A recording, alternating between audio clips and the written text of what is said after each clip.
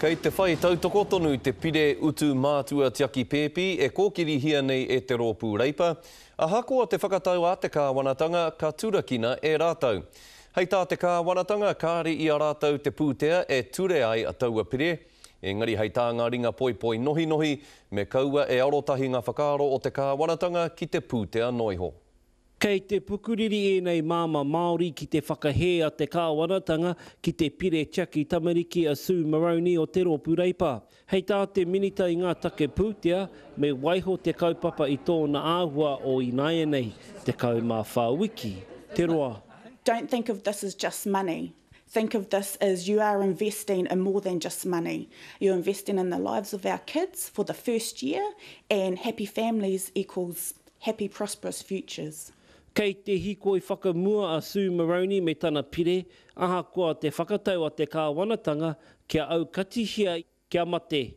Well, what I'm asking for is the opportunity for the government to have an open mind and sit down and work on the figures and try and work towards this positively. Hei tā Bill English, kaore e taia e te kāwanatanga tēnei kaupapa te tautoko a pūtea. Hei tāna ko tahirau e 50 miliona tāna te utu i a tau, hei whakatinana i te moimoi a o te rōpū reipa. Hoi, kei te whakahe te rōpū reipa i aua tauranga, me te whakapai kei te mōhio te kāwanatanga ki ngā rangahau tika.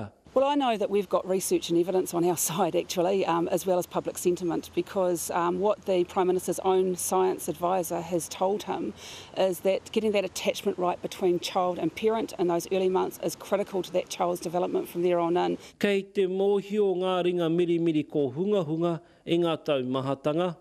It's a struggle, but I've got probably 6 weeks less with my children, and I've got to go back to work after that because we just simply can't afford to be on one income. Hoi, ko tahi tonu te whakaaro te kāwanatanga, hei aukati i te pire. Pōtaka maipi, te karere.